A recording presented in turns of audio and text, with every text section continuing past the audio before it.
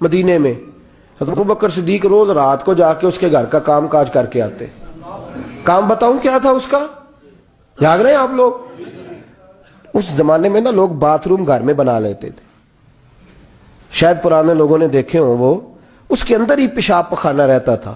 وہ آتے تھے ملازم تو وہ اٹھا کے باہر پھینکا کرتے تھے. وہ بی بی گھر کے اندر پیشاب کرتی, نابینا ہے, وارث کوئی نہیں.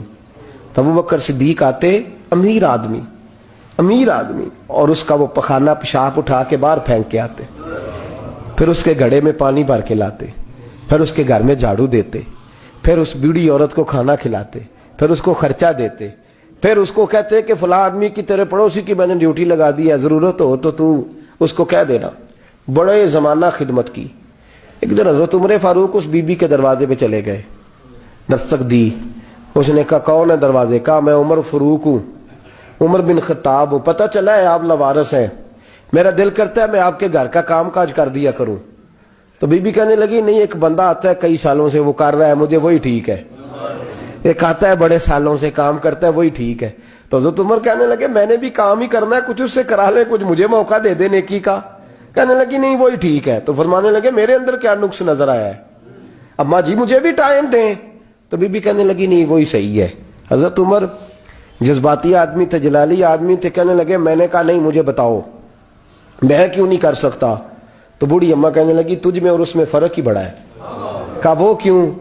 کہنے لگے اتنے سال ہو گئے اسے آتے ہوئے, اتنے سال, تو پہلے دن آیا ہے اور آتے کہہ رہا ہے میں عمر بن خطاب ہوں, اپنا نام بتا رہا ہے. سالوں ہو گئے میں روز پوچھتی ہوں تیرا نام کیا ہے, وہ بتاتا ہی نہیں.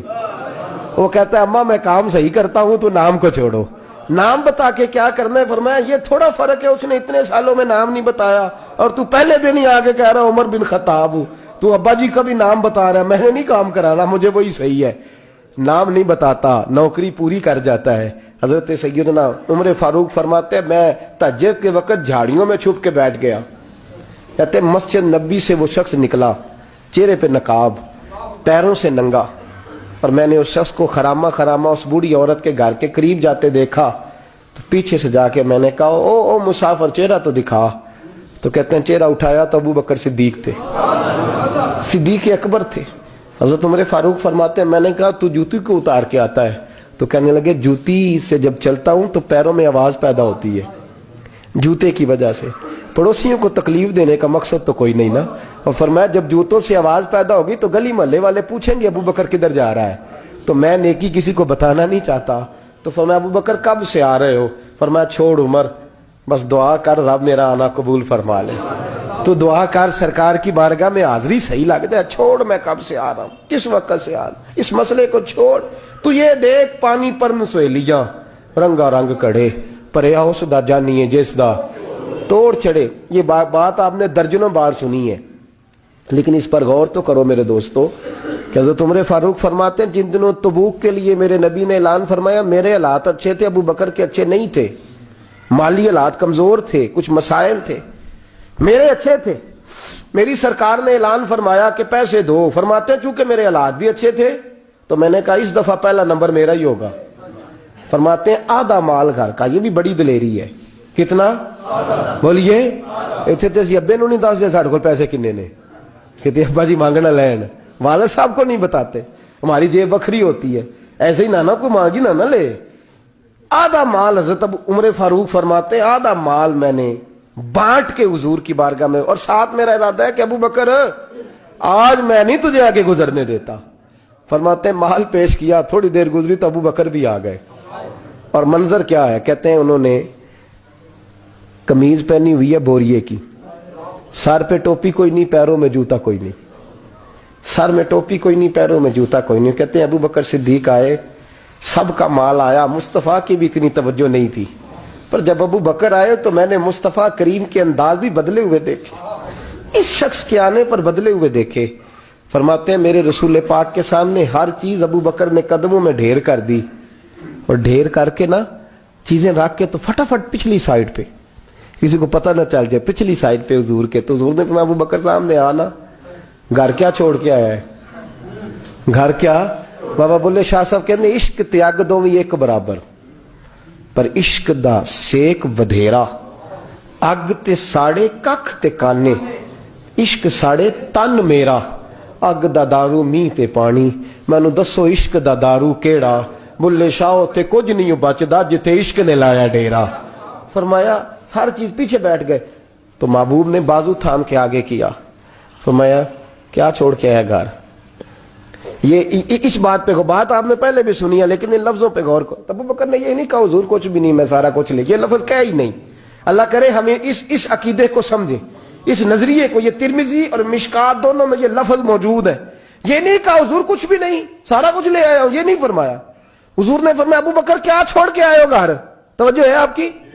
लफ्ज देखें, कहा मां अबक़ैत अल्लाह व रसूले, या रसूल अल्लाह घर में खुदा को भी छोड़ आया हूं, मोहम्मद मुस्तफा को भी छोड़ आया हूं।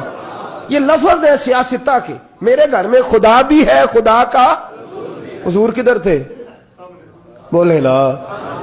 और वो क्या कह रहे हैं, या रसूल अल्लाह मैं आपको अपने मां अबक़ैत अल्लाह व रसूले, मैं घर में खुदा छोड़ आया हूं, खुदा का रसूल छोड़ आया हूं। खुदा, इकबाल कहते हैं परवाने को शम्मा, बुलबुल को बूल, बस इस बस को समझना, परवाने को शम्मा, बुलबुल को फूल, बस। सिद्दीक के लिए है खुदा का रसूल और बस, सिद्दीक के लिए है खुदा का रसूल और बस। ना इधर ना उधर, ना आगे ना पीछे, ना कोई चीज और चाहिए नहीं। सिद्दीक के लिए खुदा का रसूल और फिर बस, इससे आगे दाएं बाएं किसी चीज की जरूरत है। इकबाल ने कहा तुझसे तुझी को मांग के मैंने मांग ली सारी कायनात।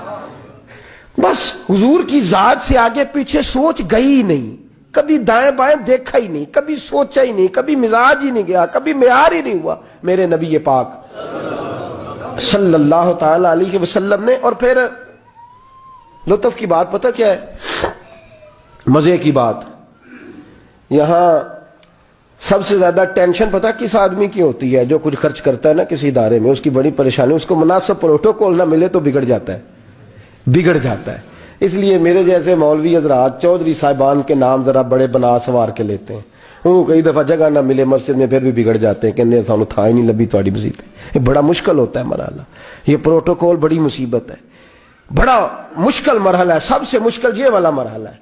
हजरत अबू बकर सिद्दीक, खर्चा सबसे ज्यादा, नौकरी सबसे ज्यादा, ताबेदारी, प्यार, फरमाबरदारी, बैठना सबसे पीछे है, पीछे होके दाएं बाएं, बताना नहीं, जिक्र नहीं करना।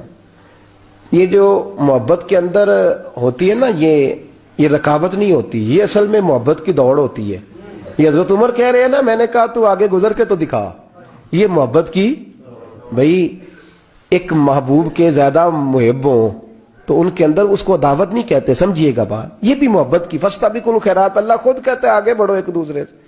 हजरत सैयदना उमर फारूक फरमाते हैं सारी जिंदगी मैंने ये कोशिश की कि अबू बकर से आगे गुजर जाऊं, लेकिन मैं उसने गुजरने नहीं दिया। उसका अंदाज ही बड़ा अनोखा है, इसलिए कि सिद्दीक के लिए है खुदा का रसूल और बस, आगे पीछे जो जाए ना। एक दिन फजर की नमाज पढ़ी मस्जिद में, मिशकात की हदीस है। तो हजरत उमर फारूक फरमाते हैं फजर की नमाज पढ़ के ना, तो नबी पाक सल्लल्लाहु अलैहि वसल्लम ने फरमाया रोजा किसने रखा है भैया आज?